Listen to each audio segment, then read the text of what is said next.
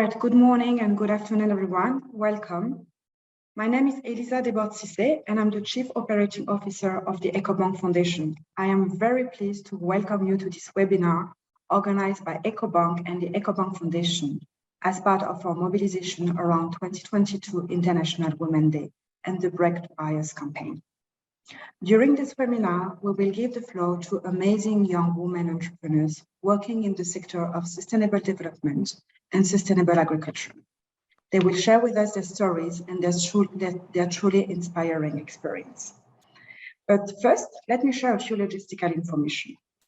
Interpretation is available in French and English. You just have to click on the globe icon at the bottom of your screen and select your preferred language.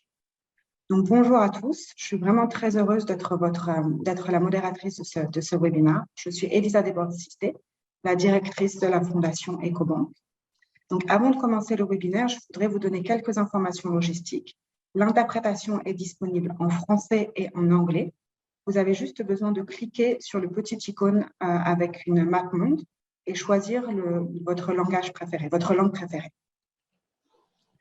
Throughout the webinar, you will be given the opportunity to donate to UnitLife.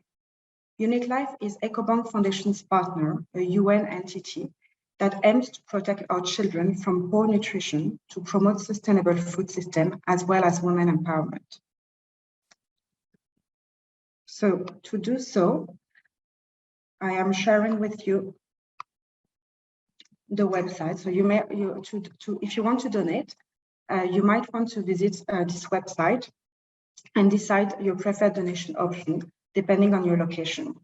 So you can donate either by using Ecobank mobile app or Ecobank Pay, scanning the QR code.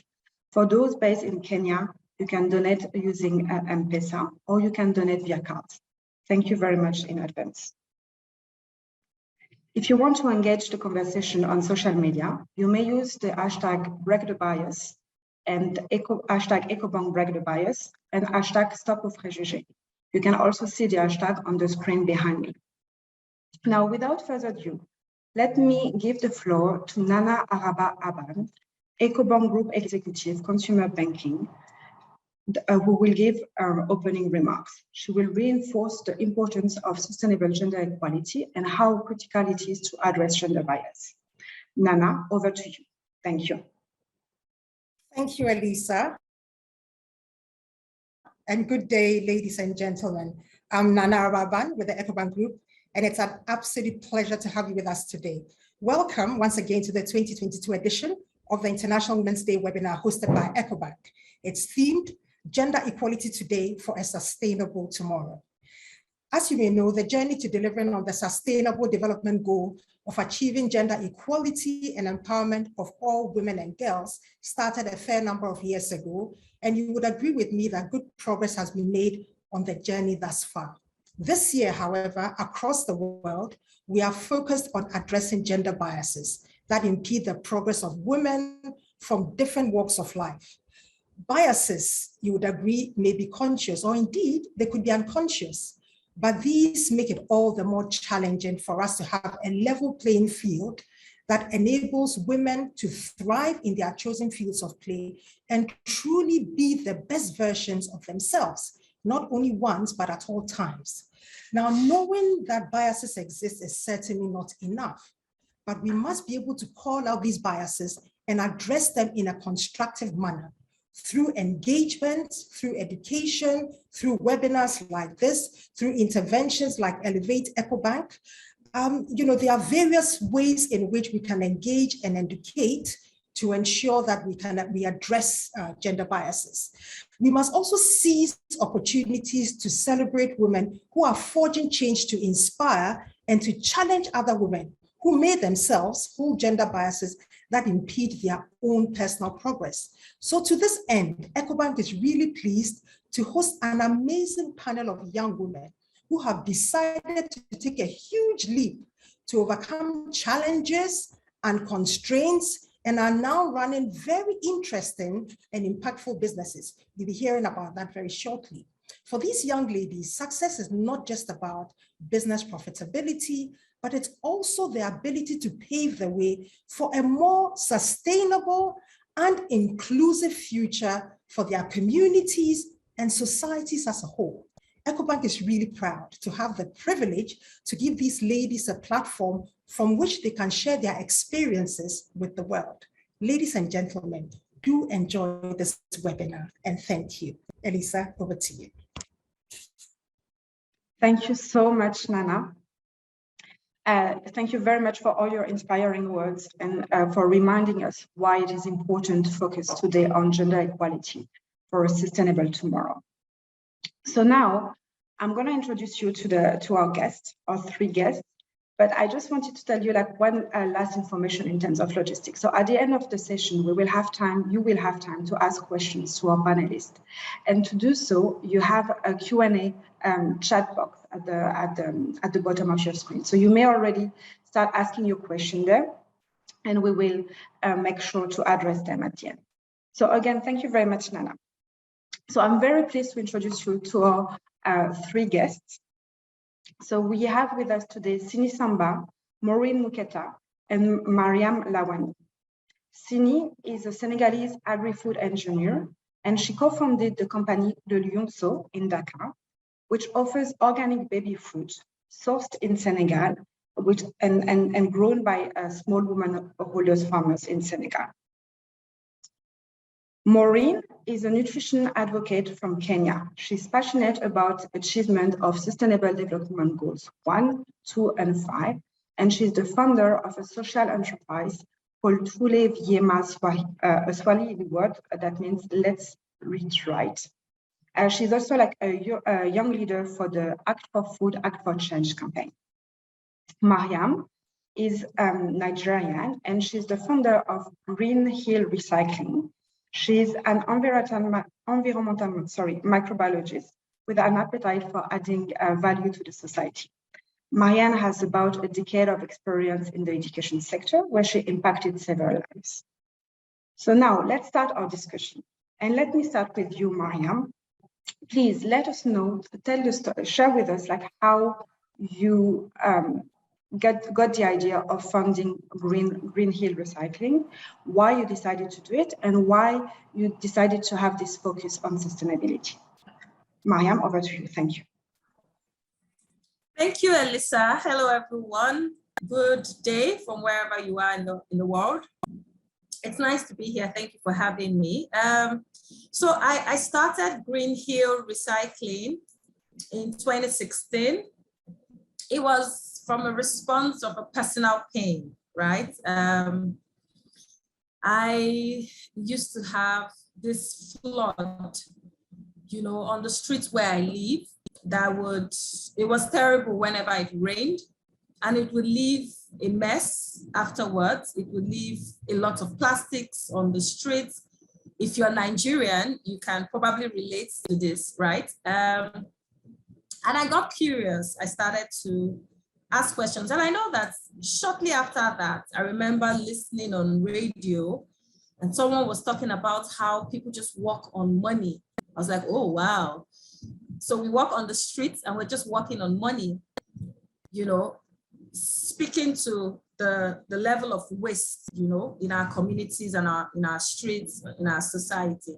So I guess the two events sparked that interest in me, and I started to research. At the time, there were only 2 formal recycling companies that were well known, you know, in the country. And to me, that was a no-brainer. How is it that there's such a big problem and not a lot of people are doing anything about it?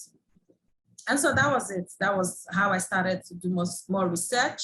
And the more I researched, the more interesting it got. I like adventure. So it was way off what anybody would have expected me to do. But yeah, so I went on it, and today we're having this webinar talking about my story, right? So yeah, that's how it all started. The first day I took a bin and I went on the street and I was hitting on doors. That was all I could afford at the time. 180-liter wheeler bin, and that was all I needed. I started from the garage of my home. And I went knocking on doors and telling people the need to recycle. Because I had done some research, I had spoken to some people there and started talking to people. So yeah, that was how it started, from a personal pain. And today it's a thriving business. Thank you, Mariam.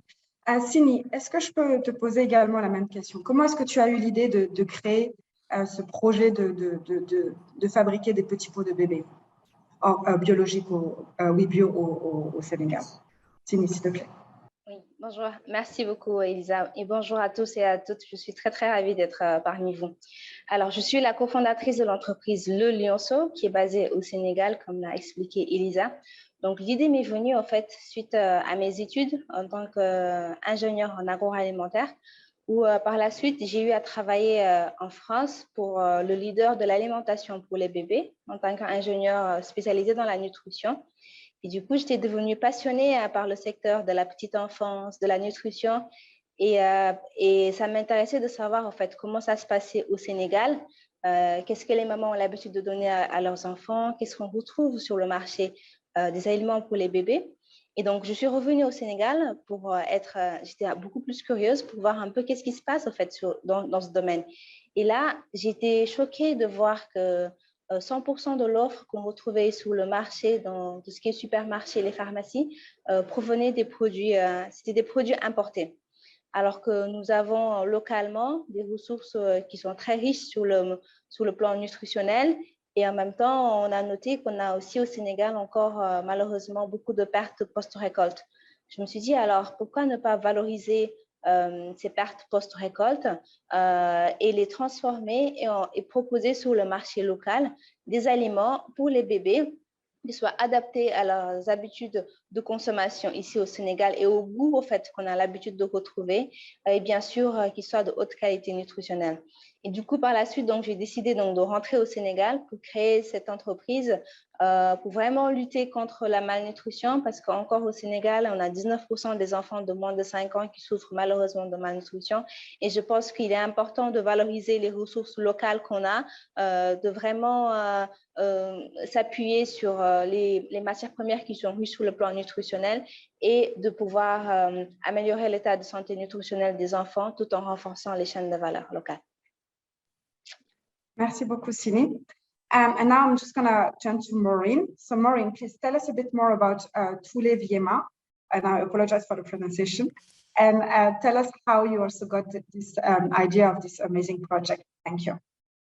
Thank you so much, Elisa. And it's a great pleasure to be here, listening to Marianne's story, listening to Sini's story. I kept nodding. I could really relate with what they were saying. So how Tule Viema started about. Tule Viema is a Swahili word for let's eat right. I am a nutritionist by profession. And while I was still in school, I realized that the knowledge that we are receiving as nutritionists is somehow only confined to the sector, the area, or the people who are studying it, or nutritionists who are already practicing it. However, we are facing, or we were and still are currently facing what we call the double burden or the triple burden of malnutrition, where you find in Kenya over 55% of the hospital admissions are attributed to dietary non-communicable diseases. And these are diseases like the various types of cancers, talk about diabetes, talk about hypertension. These are diseases that can actually be prevented. Diet can play a really huge role in their prevention. So I thought to myself, how do I share this information? Because this is information that is only revolving around the nutrition or the health sector. Yet this is a challenge that we are facing not only in Kenya, but also globally. We are seeing a lot of an increase in the non-communicable diseases. So I thought the first step would be to share the information that I'm still acquiring in school. So it started like a very small project where I was sharing with my immediate family members. I remember every end of the week, I really used to look forward to going back home so that I can share fun facts, such as we're just having dinner and I'm like, by the way, do you guys know maybe like white bread is not good for you because it does not have fiber. And what alternative can you have? That could be something like brown bread, indigenous foods like the cassava, the pumpkin, or any locally available food. And so I remember one time we were having visitors, and I just kept on sharing the knowledge with my family and my friends. So one of my family relatives asked me, Maureen, how about you share this information with other people? Because you see, this is really good information. It's affecting almost everybody. If you count every 5 people, you'd not miss someone who, at least a family that is suffering from one of those dietary non-communicable diseases. So I took up the challenge because I realized if I stay with this information, I'm not helping. And every day we are losing deaths, we are losing very productive people to these diseases. So I started off in church. I asked our religious leader to help me with just to give me a small opportunity just to talk about what nutrition is all about. It was like a 15-minute talk just to raise a brief awareness of what nutrition is all about. But it was also an opportunity for me to gauge whether is this something that if we are to have nutrition health talks, is it something that would interest people? Would they be coming to our nutrition health talks? And Elisa, I can tell you after that talk, almost everyone wanted to have a chat with me with regards to, so I have this patient, I have this cousin, I have this relative who is suffering from this and this disease, so what do I do? Yeah, and that's how Tuleviema came about. We work with volunteers where we equip community members with nutrition knowledge, but we also go beyond equipping them with nutrition knowledge by providing them with hands-on practical classes of how to cultivate locally available indigenous vegetables for their consumption, and also sell of the surplus to meet other household needs. Yeah, so that's a brief of how Tuleviema came about. Thank you so much, Maureen. And it's I mean, it's so incredible to see like how passionate you are and how you're passionate about what you're saying. That's really nice to see. So you actually already answered to part of the question that I now wanted to ask about, like the reaction of your family and your entourage. It seems that they've been quite supportive, and also like positively surprised by like all this knowledge that you had gained. So it's really I'm really glad to see that. But let me ask the question now to Sini, in terms of so Sini.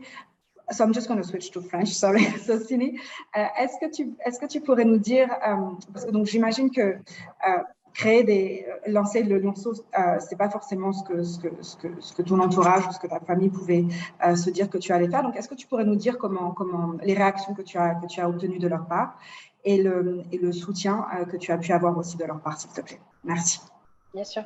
Alors c'est vrai qu'au début, en fait, comme je fais partie de la diaspora, j'avoue que c'était pas très facile, en tout cas pour les proches, d'accepter ce projet de retour déjà, de se dire qu'ils avaient un peu peur dans le sens où j'avais déjà une situation très confortable, j'étais partie étudier, après je travaillais dans une multinationale et du coup je leur dis, écoutez, moi j'ai ce projet de retour et je crois en ce projet, je pense que ça a vraiment du potentiel et ça peut avoir de l'impact aussi au sein de la communauté.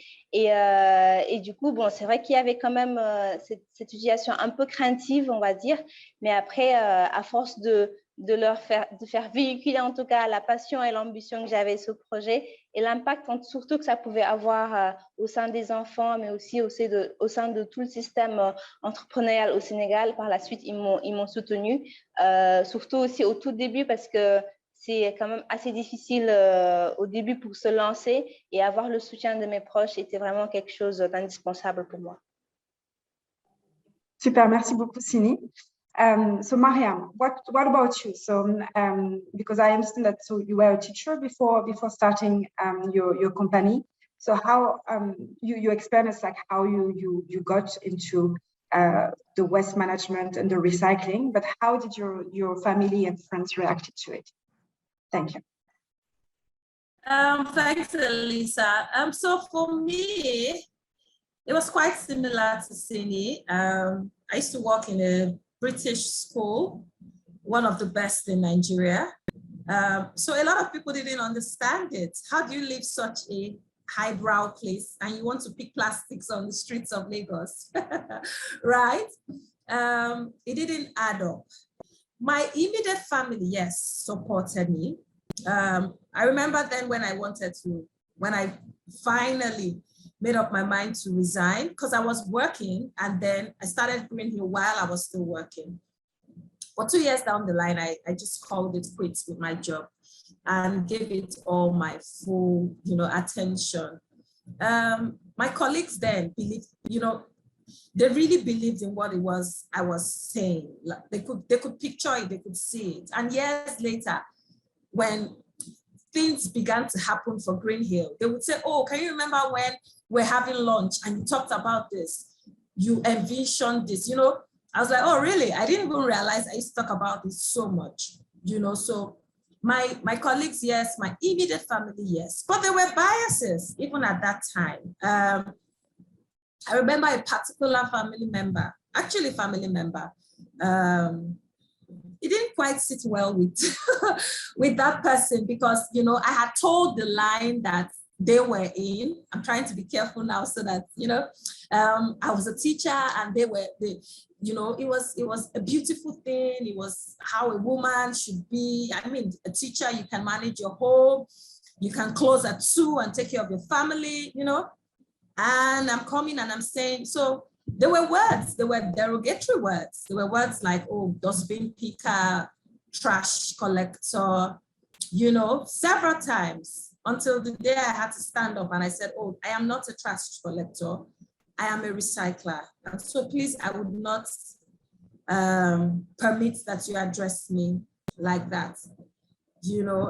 So there were some people who did not quite understand it. And because they didn't understand it, they were skeptical. But I would say I got support mostly from the people that were in my close circle. But today the story is different, right? Oh, I knew you could do it. I knew. It's always like that, right? when you succeed, yeah, they all know you can do it. Well, thank you, Mariam, and thank you for sharing the story. I mean, indeed, it's not always easy, and educating people or explaining why we go for specific ways or directions. It's also like something very important. Before we go further, I just wanted to acknowledge like everyone on the chat box who is just like greeting us and from like all around the continent. So it's really I'm really glad to see like all this those people from like everywhere. So thank you so much for all for being here and for following this conversation.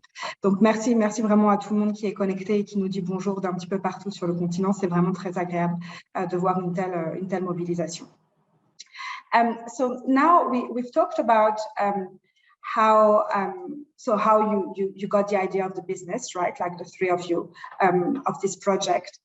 We talked about how you like your family also, like, and your friends and your entourage kind of reacted to it. So now, in terms of, I would like you to share with us maybe like some challenges that you might have encountered in terms of actually putting the project together. So beyond the reaction that you received, is there any specific challenges, how you've overcome them? And also, since this webinar is also like about women and sustainability, do you think that things might have been different if you were a man? So this one might be a bit tricky, but I think it's also like important to address it. So I'm going to start with you, Maureen. Please share with us your story. Thank you. Thank you. With regards to the challenges that we have faced up to right now in Tulevema, I would say at the beginning was identifying our target group. Remember, Tulevema works with young women of reproductive age, mainly the unemployed who have precarious income, because one of our goals is also to support and work towards achievement of Sustainable Development Goal 5, which is gender equality.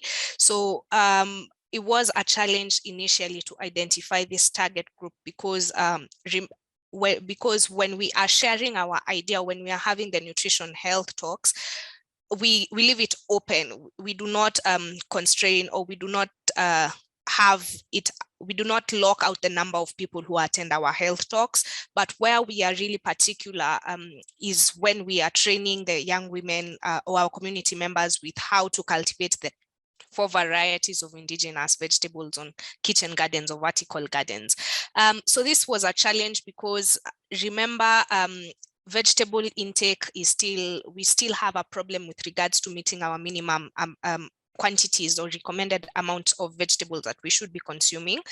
So one, our community members knowing that we will be teaching them or training them how to cultivate these indigenous vegetables, definitely everybody wants to get involved. So how we overcame this challenge is we actively work very closely with the local administration. These are the chiefs, the community health assistants, the community health volunteers, to help us identify the young women of reproductive age who have precarious income, just so that because they are the ones who are on the ground, they interact with these people on a day-to-day basis. They are able to, once we let them know the category of people we are looking at, or we are looking to empower and train to cultivate the indigenous vegetables, they give us a list, and then we are also able to meet them physically, have a talk with regards to how do they see this is going to help them, how do they think these indigenous vegetables are going to be beneficial to them, just for us to also be able to, for us to also have a feel of whether these are participants who will really look after these vegetables, one, and also share the knowledge, because we may not be able to reach everyone per one sitting. However, we usually encourage sharing of knowledge.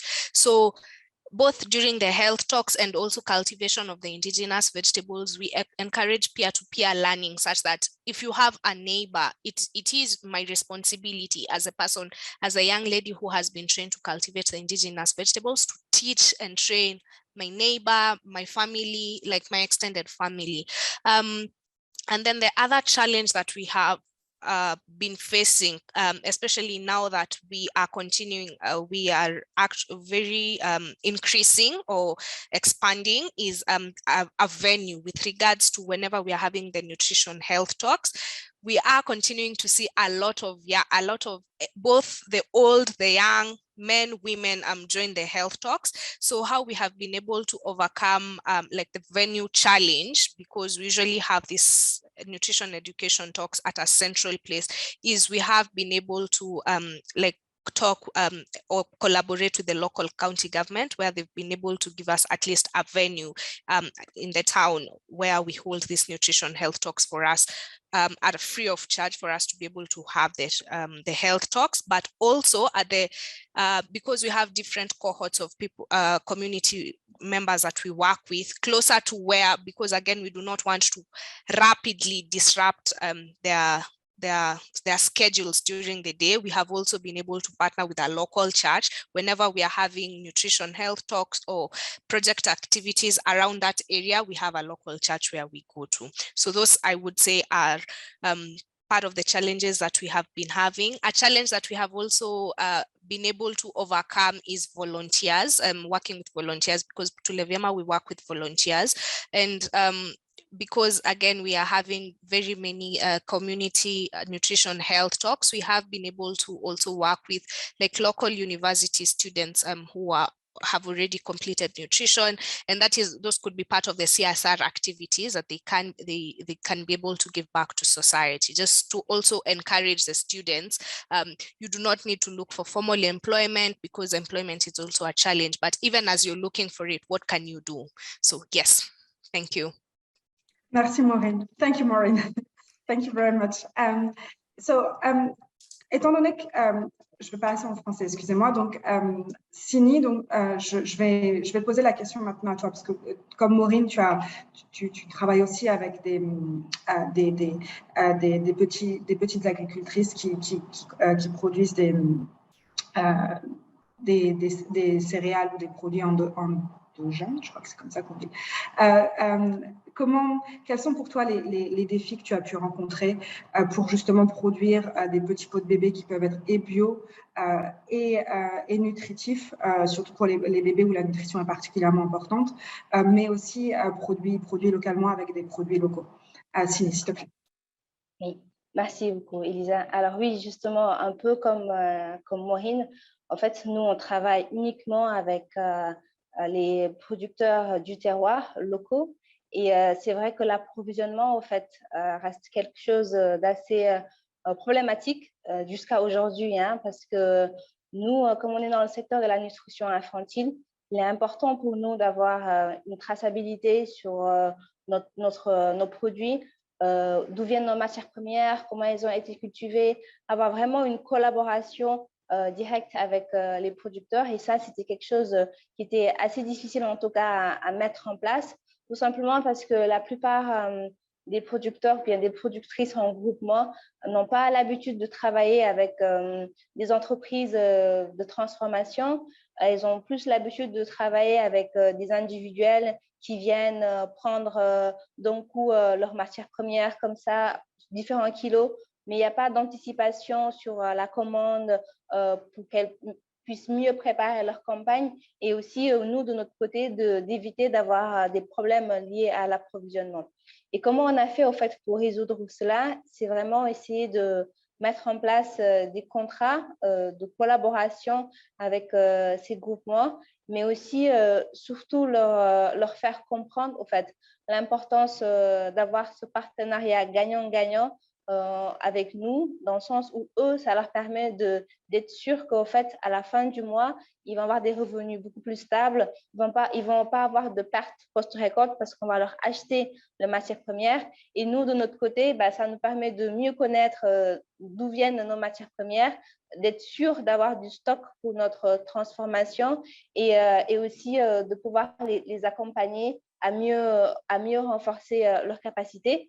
Et par exemple, au fait, on travaille avec un groupement de femmes un peu dans le centre du pays, vers Joal, le centre sud du pays. Et au fait, la plupart de ces femmes, au fait, elles n'ont pas l'habitude, elles n'ont pas conscience de l'importance, par exemple, d'une bonne nutrition dès le bas âge, ou alors de comment est-ce qu'on doit faire la transformation des céréales, par exemple, pour bien garder toutes leurs propriétés nutritives. Et du coup, nous, on les accompagne, en fait, à être mieux, à avoir les connaissances, à les former, en fait, sur les bonnes pratiques d'hygiène, comment bien transformer les aliments pour préserver toute leur qualité nutritionnelle. Et bien sûr, nous, après, c'est gagnant pour nous parce qu'on a un approvisionnement de qualité pour pouvoir faire notre transformation derrière.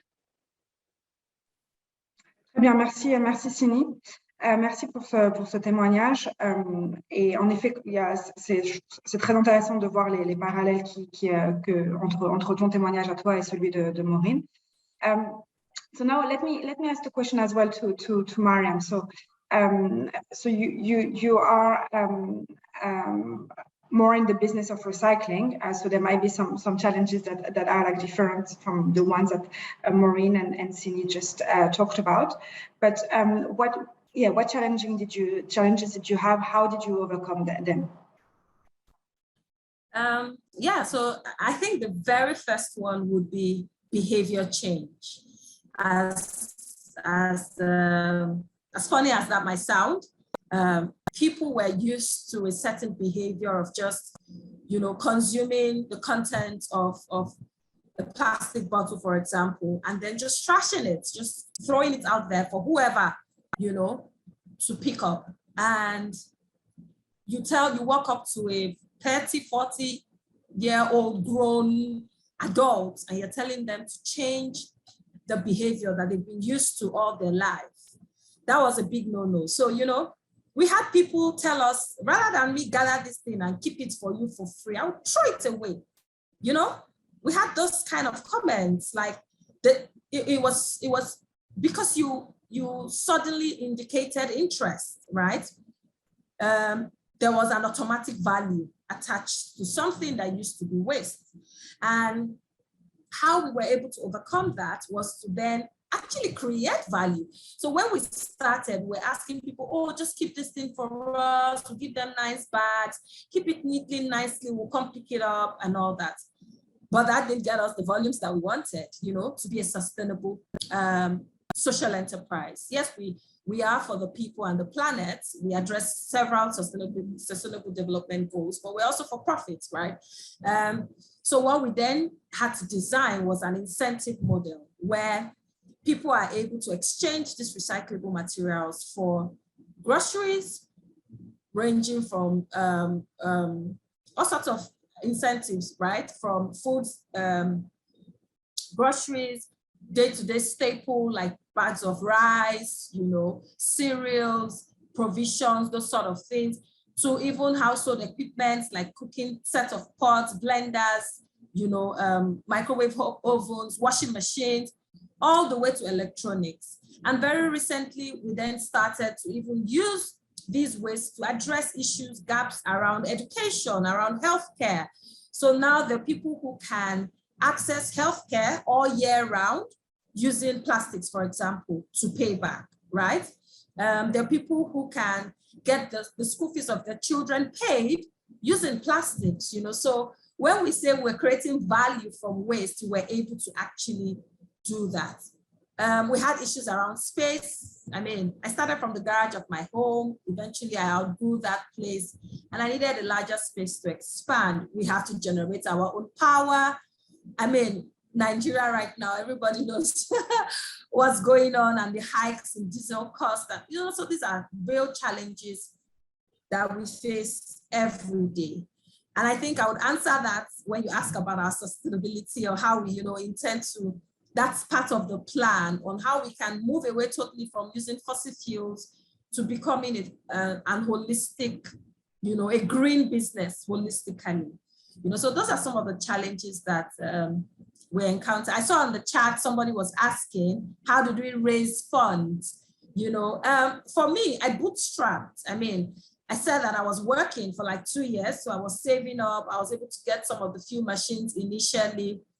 So I think I had a level ground before I had the boldness to resign. But it wasn't easy. We've also been very privileged to access some grants internationally. We've been very blessed in that regard as well. But we bootstrapped basically to grow up to where we then were able to show the value that we bring and have other people invest in us. Thank you. Thank you. Thank you, Mariam. So I'm going to go to the next question, but before, so about sustainability and growing your project. But before this one, so I understand that a lot of the challenges that you faced were overcome mostly like towards communities and towards like the women, the girls, and the people that you work with. They were overcome with accompaniment and education and sensibilization, right?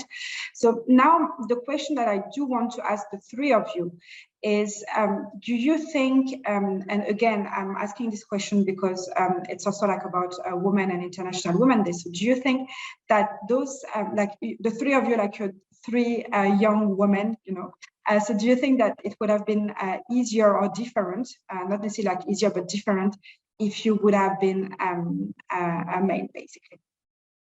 Who wants to start? I will. I will.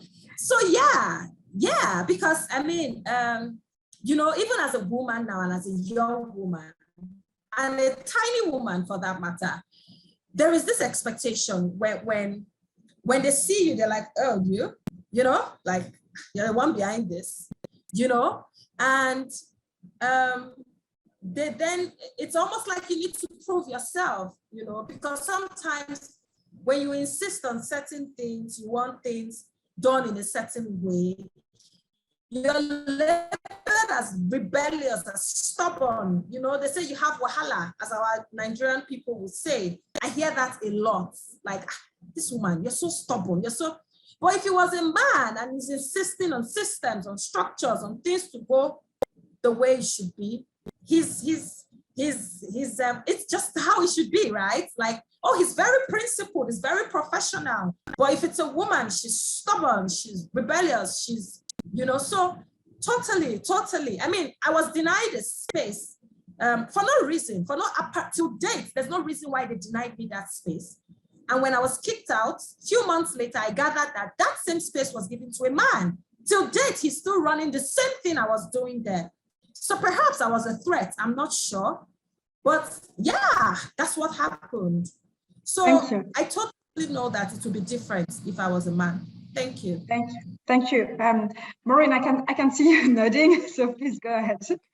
Sure. I really resonate with what Mariam is saying. And yes, I feel like it would have been a little bit different or easier for me, considering the area where we operate as Tulevyema is mainly pastoralistic, meaning it's a highly patriarchal society. So I keep remembering there's this time we were going to, when we were training the young women to cultivate indigenous, to set up the kitchen gardens. And from the Maasai culture, which is one of the pastoralist communities, a man, like one, they do not believe in consuming plant protein. Like their main source of meat is animals. They rear animals as an economic activity.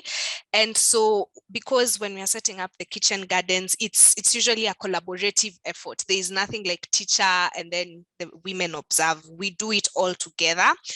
So I remember asking one of the men, how about you help us dig a little bit so that we can be able to get some soil? And they really looked at me, and I could just hear their thoughts, those ones for young woman. One, I am not even supposed to be here. Two, how is this? You are way much younger than me. So how do you even get the courage to talk to me or even request me to do something? However, it has not been easy, but what has really made us continue even working in such a society is we work hand in hand with community leaders and opinion shapers in the community level, who also end up being, most of them are the men. So if you make them understand what you're trying to do, how this is going to be a win-win, they do not necessarily have to contribute to every cent in that household, such that even food, the woman of the house, because in the African culture, it's the woman who is in charge of her kitchen.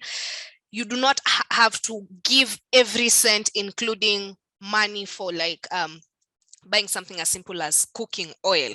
Do you know, if you empower this woman just a little bit, she'll be able to stand on her own. So that is one thing that has really helped us, but it has not been hard. However, persistence. If you'll show up today and no one is going to listen to you, tomorrow still show up with a bold face and keep emphasizing on the message that you're trying to convey, and show the importance why it's not for Maureen, or it's not for the Tulevyema team, but it's for your benefit. Merci. Thank you, Maureen. Merci. Donc, la détermination et la persistance semblent être des mots-clés dans la réponse. Sini, est-ce que tu as aussi quelque chose à partager dans ce sens? Merci. Oui, alors oui, je rejoins complètement à ce qu'a dit Mariam et Maureen. Après moi, de par mon expérience, en fait, quand j'ai commencé, j'étais très jeune, j'avais à peine 25 ans. Et quand tu reviens au Sénégal, une jeune femme entrepreneur, c'est vrai qu'il faut tout de suite, en tout cas, avoir beaucoup de confiance, s'assumer, parce que des fois, on peut tomber dans des situations qui peuvent être déstabilisantes. Comme par exemple, une fois, j'avais rendez-vous avec un partenaire financier, une banque. Et déjà là, en fait, la personne qui me parlait pensait que j'étais un homme. Donc, on me disait Monsieur Samba, tout ça. Donc, tout de suite, il pense qu'en fait, la personne qui a rendez-vous avec le directeur de la banque, c'est tout de suite un homme, ça ne peut pas être une femme. Et déjà, j'arrive en plus au rendez-vous à la banque. Et donc, je dis que j'ai rendez-vous avec le directeur. Et là, en fait, on me dit, ah, c'est vous? Et genre, ils ne s'attendaient pas à voir une femme, en plus une femme jeune qui a rendez-vous avec le directeur. Donc, ça peut être des choses assez déstabilisantes, mais du coup, il faut vraiment avoir confiance en soi et en tout cas bien s'assumer. Mais sinon, d'une manière générale, actuellement, quand même, il faut aussi le dire que les choses sont en train d'évoluer, parce que quand on est une femme entrepreneur jeune sur le continent, il y a quand même énormément d'opportunités qui sont ouvertes aux femmes. Et je pense que c'est à nous aussi de les saisir. Et bien sûr, il ne faut pas non plus exclure les hommes, il faudrait travailler ensemble. Merci beaucoup, Sini. Alors, avant de continuer, je voudrais juste faire une petite remarque. I just want to, before going further, it seems from the chat box that some people have issues with the interpretation. So you just have to click on the button, the icon button, like at the bottom of your screen, and select the language that you want to listen to. Donc, pour les personnes qui ont du mal avec l'interprétation, vous cliquez juste sur le bouton interprétation en bas de votre écran. Et vous choisissez la langue dans laquelle vous voulez écouter l'événement. Merci beaucoup. So back to you, ladies. So again, thank you so much for sharing those stories and those very precise examples, because I think it's really also like empowering for everyone listening to this webinar. So I'm going to try to speed up as well a bit, because time is running. I mean, it's a very interesting conversation, but we have to be mindful of the time. So let me ask you about your plans for the future, and most importantly, I understand for the three of you that you are that you have plans to grow your business. So how will you ensure to keep this sustainable approach and the sustainability DNA that you have? Bassini, comme tu viens d'avoir la parole, je vais commencer avec toi. Donc, avec la croissance du lionceau, comment est-ce que tu fais pour être sûr que tu peux garder cette approche de durabilité? Merci. Oui, merci Elisa. Ah oui, c'est vrai que le lionceau a beaucoup évolué, a bien évolué même en 3 ans. Quand on a commencé, on était 2 personnes, et aujourd'hui, on est une équipe d'une vingtaine de personnes qui travaillent au sein de l'entreprise. Et c'est vrai que c'est vraiment toute une organisation en fait à mettre en place pour faire cette croissance, ce développement. Et pareil en termes de production, en fait, quand on fait un changement d'échelle, il y a tout qui doit suivre en fait. C'est vraiment une étape assez importante, assez difficile même.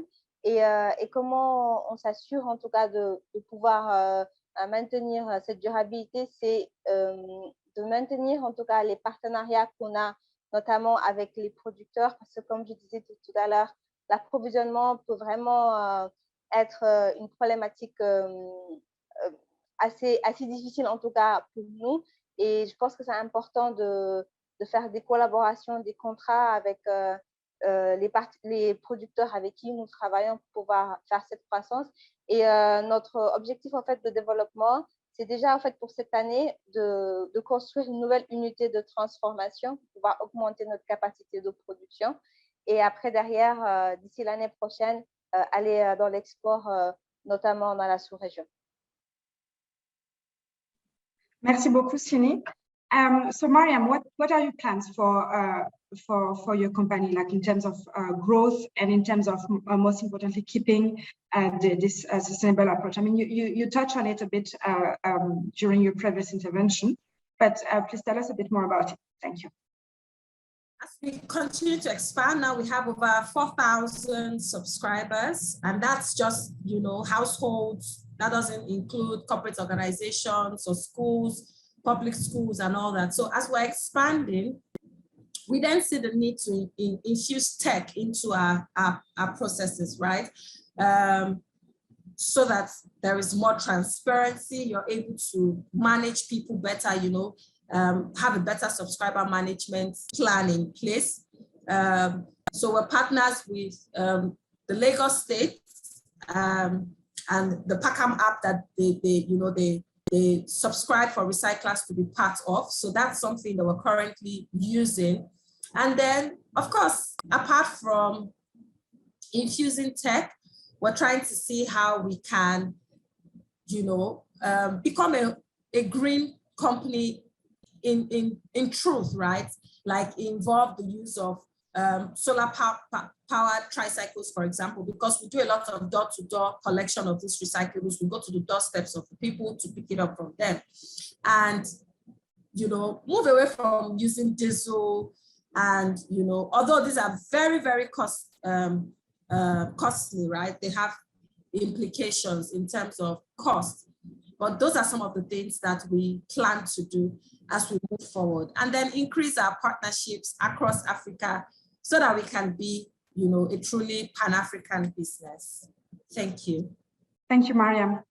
And so, Maureen, what about you? So how do you see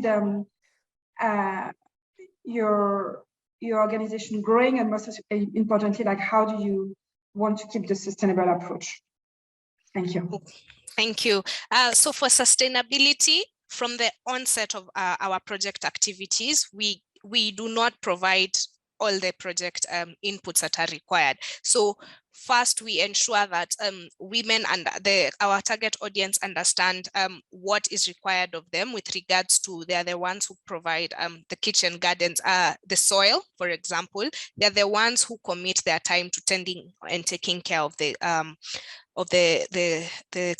vegetable farms, but also we train them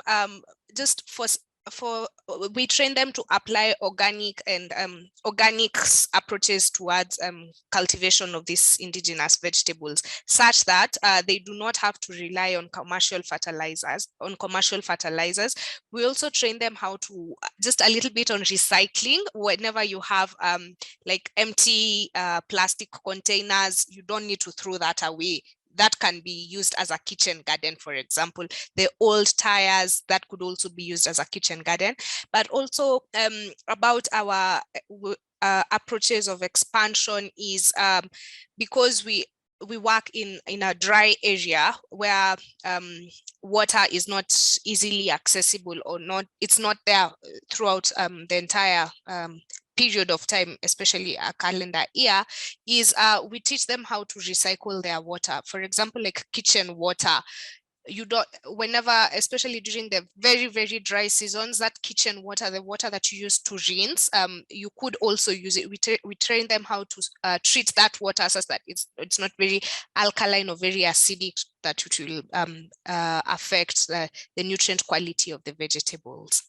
Yeah, so it's all about looking at how do you ensure, one, you're not going back to your pocket to be able to run that kitchen garden, but also what can you use in your environment. Thank you so much, Maureen. So I really appreciate like how by listening to the three of you, like how you realize that also like everything is interconnected.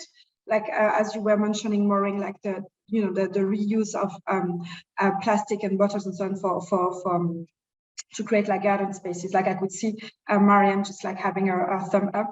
So I think it's something that is also like very important to keep in mind. So I'm gonna give you to the three of you the last words. But before doing so, I just wanted to share with the audience that after your last word, there will be a bit of time to have some Q&A with the speakers, and I'm sure you have a lot of questions. You can ask your question. So I know that some of you have already put some questions in the chat box. Don't hesitate as well to put some in the Q&A box. So we're going to try to answer as many as possible, and we'll keep the conversation going after the webinar. So Maureen, since you were the last speaking, let me ask you as well, what's your last word? So in terms of, do you have any advice for the women entrepreneurs or the women working that are listening to this webinar, but also like for the men, in terms of how, do you have any like last words of advice? Thank you. Oh, yes, I do. I would say trust the process. Initially, especially for me, when I started to Leviema, I knew what I wanted to do, but the very nitty-gritties, I did not have that. I tend to start things when I already know. So I'll move from point A to point B to point C, but I would say trust the process, just begin. You're not going to have all the answers, but just begin, and also find or get yourself a community of people with like-minded thoughts, people who are passionate about the same things you are. Get yourself a community where you can be able to bounce off ideas of what you think. Get yourself a mentor, someone who's already well grown into the field that you are already getting into or would like to get. They say the journey of 1,000 miles starts with one step. So you cannot be able to achieve what you want or what you're thinking if you do not take the bold step of starting. And failure is part and parcel of growth. So do not shy away from, or do not get scared by the thought of you're going to fail. No, you fail, you fall down, dust yourself, get what you learned from that experience, and forge on. Very nicely said. Thank you, Maureen. Mariam, is there anything that you would like to add? Oh yeah,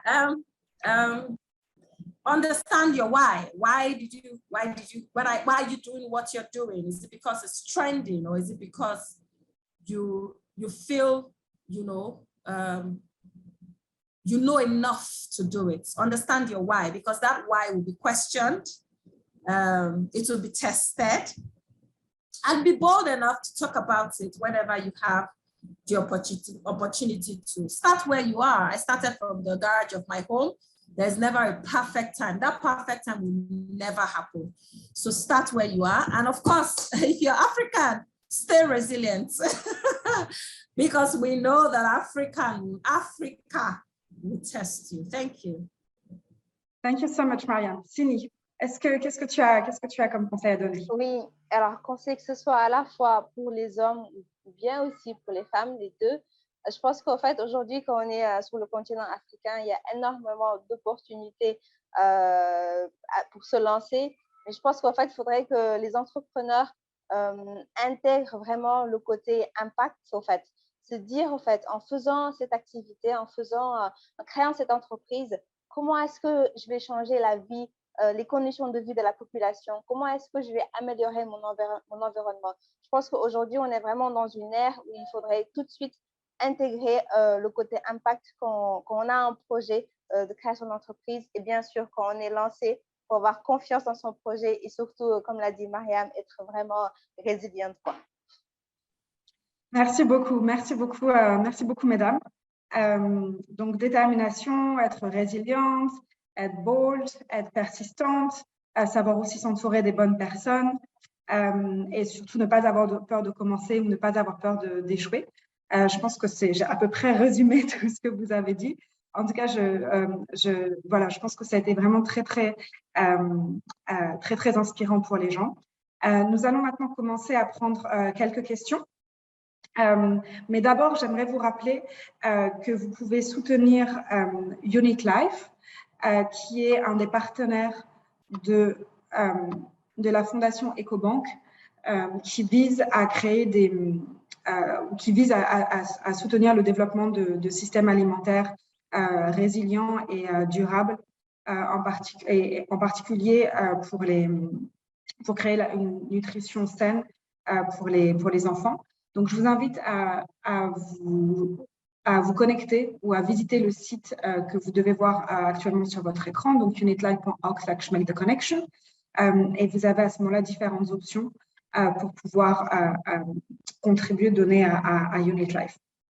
Donc maintenant, je vais commencer à prendre quelques questions. Je m'excuse à l'avance parce que nous n'aurons pas le temps de répondre à toutes les questions, mais comme j'ai dit, nous chercherons à garder la conversation après le webinaire. Je pense que c'est que le début. Les réseaux sociaux sont là pour continuer et Sini, Mariam et Maureen sont aussi très présentes sur les réseaux sociaux. Alors, on va commencer avec une première question qui avait été adressée à Sini, où en fait la personne demande comment est-ce que tu as fait pour convaincre les banquiers de t'appuyer. Donc, je sais que tu as déjà répondu un petit peu à la question, mais est-ce que tu pourrais peut-être détailler un petit peu plus? Merci. Merci beaucoup. Alors, en fait, moi, quand j'ai commencé, on a vraiment démarré sur fonds propres parce que j'ai travaillé un peu avant, donc j'avais un peu d'épargne. Donc, je me suis surtout appuyée sur le fonds propre, mais surtout, comme je disais tout à l'heure, les proches, en fait, ce qu'on appelle la love money, qui m'ont aidé vraiment à me lancer et après, par la suite, à faire des concours d'entrepreneuriat pour avoir des subventions de démarrage. Et c'est une fois que j'ai vraiment réalisé, comme on dit, mon proof of concept, qu'après, je vais chercher des partenaires financiers, que ce soit une banque ou alors des capital investisseurs. Super, merci beaucoup Sini. Maintenant, alors ça c'est une question pour Maureen. Où Pierrot aimerait savoir comment est-ce que un peu plus concrètement, comment est-ce que tu travailles avec les femmes pour les éduquer à la production de cultures maraîchères.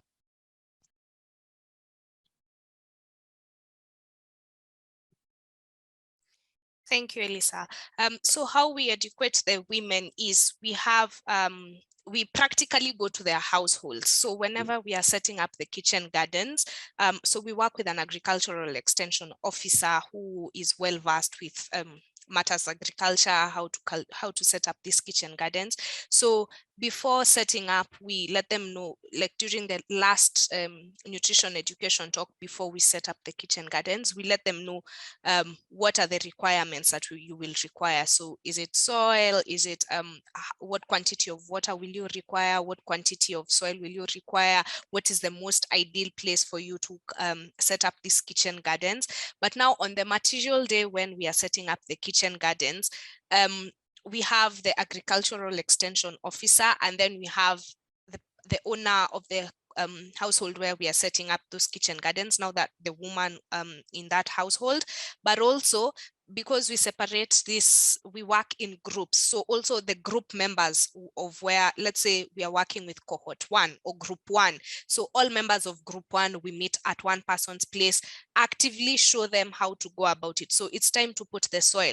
They all put the soil together. It's time to put maybe like the small pebbles which act as a watering system.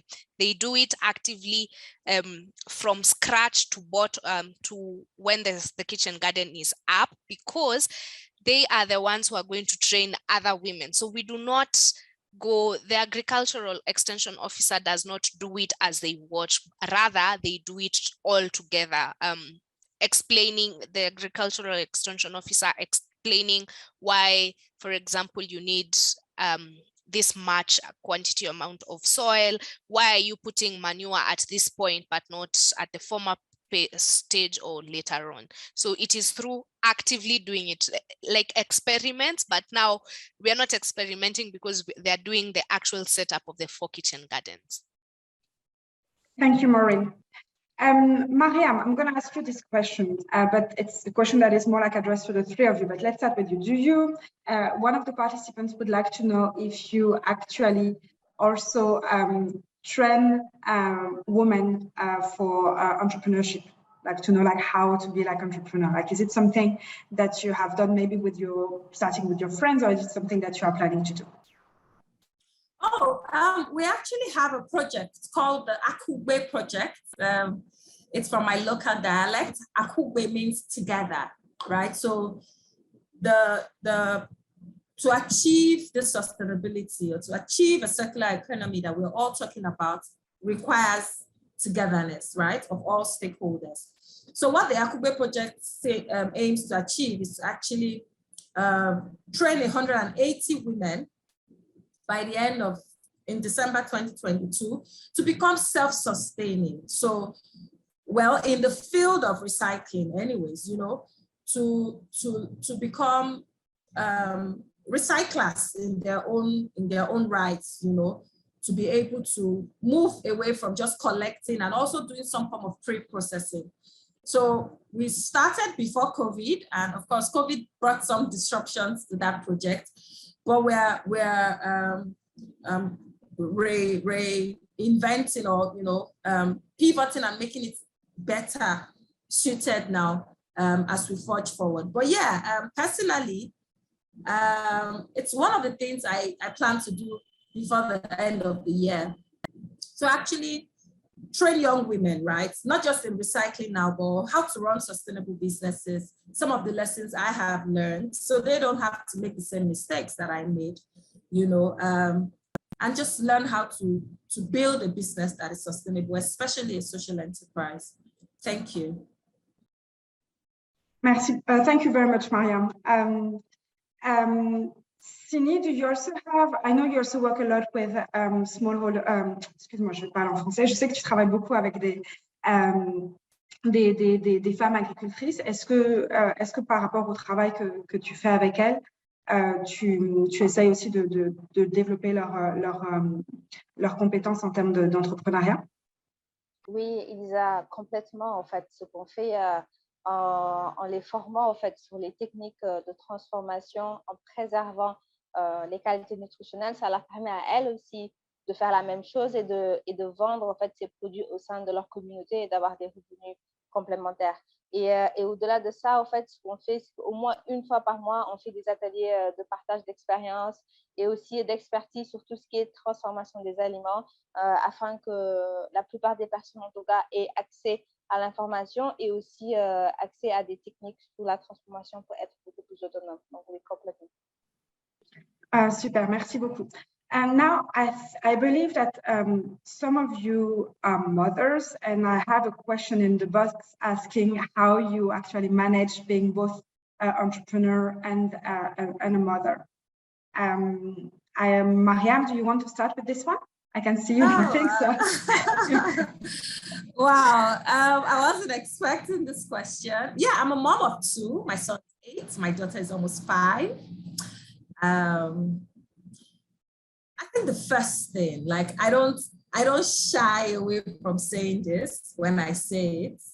It might not be the same for everyone, but I think for me, the first thing that has helped me to achieve all that I think God has helped me achieve so far is to have a supporting partner. My husband is the best thing that happened after God. I'm sure he's not watching this right now, he's at work, but I say it loud and clear anywhere. My husband allows me to thrive. He allows me to be all that I want to be, because that in itself can also be limiting. It could be a bias, right? And then just having the right support system, people that believe enough, people that when you just have all those things running in your head, you can just talk, and all they do is listen, you know? People you can bounce off ideas with. Just surround yourself with those kinds of people. Support system in the home, so your home isn't lagging behind. And then the right people on your team as well, people who key enough in your vision to support it. That is what has worked for me so far. Thank you. Thank you so much, Mariam, and thank you for answering this question. I know it wasn't planned, but I think it was also like a very interesting one, because it can be challenging being a working mom or an entrepreneur mom. It can be challenging. So thank you so much for sharing your experience on this question. Maureen, Sini, any of you wants to add something? Or are you happy with Yes, Sini, go ahead. Alors oui, complètement comme Mariam, je pense qu'il est tellement important d'avoir l'appui de nos hommes, de nos maris, comme je disais tout à l'heure.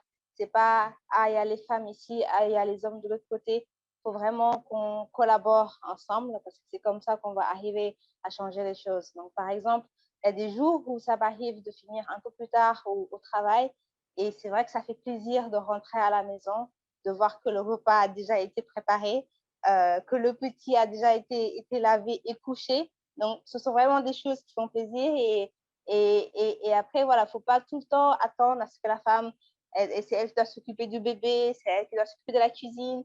On est des femmes entrepreneurs. Quand on est mariés, le mariage, on est tous les deux, on est ensemble. Il faudrait vraiment essayer d'équilibrer, au fait, la vie familiale. Et moi, en fait, le fait d'avoir eu un enfant, en fait, depuis l'année dernière, qui a eu 1 an, ça m'a permis, en tout cas, de mieux m'équilibrer, au fait, personnellement, parce que c'est vrai qu'avant, c'était à fond, toujours le travail. Et là, je suis très contente de prendre des jours, de passer beaucoup de temps avec mon enfant, et du coup, je suis très ravie. Thank you. Merci beaucoup, Sini. Thank you. Maureen, is there anything you want to say? I can see you're muted. Yes, I'm yet to be a mother. However, what has really helped me achieve what I have been able to achieve, I totally agree, a support system is a really key factor, but also the art of delegating, empowering your team such that you all know the vision you're working towards. So you don't need to be doing everything. It's all about empowerment, believing in your team members, getting the right people to get to do the job, and also the art of also appreciating when someone does something good, appreciate them, just to also give them confidence for them to be able to know, oh, I can actually make a big decision on my own, and comfortably live with that belief that you are enough. Whether you're a man or whether you're a woman, you are enough. Once you are empowered, it's one of the things that have really helped me be able to create a balance. And definitely God, I am a Christian, so I commit everything to God before I start. Well, thank you so much. And I hate doing that, ladies, but and also to the audience, but we're going to have to stop with the questions now, because we are also running out of time. It's been, I really enjoyed the discussion today. Thank you so much for being so open and honest in all your responses and all your answers. I know that there were still a lot of other questions, and I'm sure we will find a way to address them. To conclude this webinar, I'm thrilled to introduce you to Josephine Annan Ankoma, Ecobank Group Executive, Commercial Banking, and she will be sharing with you the closing remarks, but she will also be talking about how Ecobank supports women entrepreneurs and gender equality in the businesses. So Josephine, please, you have the floor. Thank you. Thank you so much, Elisa. And I can just say, wow, wow, wow, wow. Man, we've had an exciting time. Miriam, Maureen, and Sine, thank you so much for sharing your experiences and your remarkable achievements with us. We are truly inspired. I'm inspired. I'm ready to go start something, tomorrow, looking at, what you've been able to achieve in such a short space of time. Our sincere appreciation to each and every one of you who made time to join us today. We've seen the excitement going on in the questions that you are asking. Everybody from all across Africa saying hi, and kudos to Ecobank for bringing us together on this platform. We could not have done this without you being present and without your active participation. So thank you everyone for making time today. The theme for this year's International Women's Day is gender equality today for a sustainable tomorrow. And it focuses us on the fact that although women are more vulnerable, especially in the business environment, we are undeterred and we are rising up to the challenge, demonstrating tenacity and fortitude. Women across Africa are discovering opportunities and responding with innovative and sustainable solutions. And what we have heard from Miriam and Sini and Maureen today is testament to this fact. Women make up about 50% of Africa's population, and the African continent boasts of the highest number of women entrepreneurs globally. To build the Africa that we want, we cannot simply afford to ignore the significant 50% of the human resources available for the continent's development. We have listened today to how each of these dynamic young panelists identified a problem, went on to find a solution, and then transformed the solution into a viable and thriving business. We have been inspired by how they solved the challenges instead of allowing themselves to be overwhelmed and overcome by these. Elevate by Ecobank, our flagship gender financing program, is our response to supporting such brilliant business ideas with financing, as well as providing beyond banking solutions. And this also strengthens Ecobank's resolve to positively contribute to building the Africa that we want. The societal construct that promotes bias, and we heard Miriam and Sini and Maureen talk about it, that promotes bias and that creates an unequal playing field for African women needs to change, and change it must very quickly. Elevate by Ecobank targets strands in this fabric of society that requires change. Strand by strand, woman by woman, we will empower businesses and groom financially independent African women who will contribute to moving the continent to the next level. Elevate does not only look at providing you with financing, we look at providing you with training, we look at providing you with mentors who would help you to understand how to grow in your businesses. We look at how to support you to understand, to bring about good business plans so that the bank can provide you with additional funding to grow your business. We look at how we move you from one country to the next, help you to scale within Africa. This is what Elevate is about. And I would like to invite all of you today to join the Ecobank Elevate family. You can do this by simply visiting our Elevate website on www.ecobank.com/elevate to learn more. When you get there, we have a callback form. Fill out that form, and our teams across all of our 33 countries are standing by to reach out to you. Once again, thank you all for being here today. And to our panelists, I just say, wow. It's been a real honor to be among such distinguished, young, brilliant entrepreneurs. And I'll end by re-echoing your words. Understand your why. Trust the process and be impactful. And for me, my personal mantra is, where others sit, stand. Where they stand, be outstanding. And where they are outstanding, be the standard. Thank you very much and enjoy the rest of the day. I'll hand over back to you, Elisa. Thank you. Thank you. Thank you so much, Josephine. Thank you again to everyone and to all your comments and all your questions. I think it was a truly amazing conversations. Thank you to our great panelists, Sini, Maureen, and Mariam. I'm really, really honored to have been able to moderate this session. And I wish you all a very nice afternoon and a bon appétit. Merci beaucoup à tout le monde. Merci pour votre participation. Ce fut un réel honneur de pouvoir modérer cette session. Et encore merci à Mariam, Maureen et Sini qui ont été, je pense, de super panélistes. Merci beaucoup. Merci. Merci. Merci beaucoup, Elisa. Merci. Thank you so much. Thank you for having us. Thank you.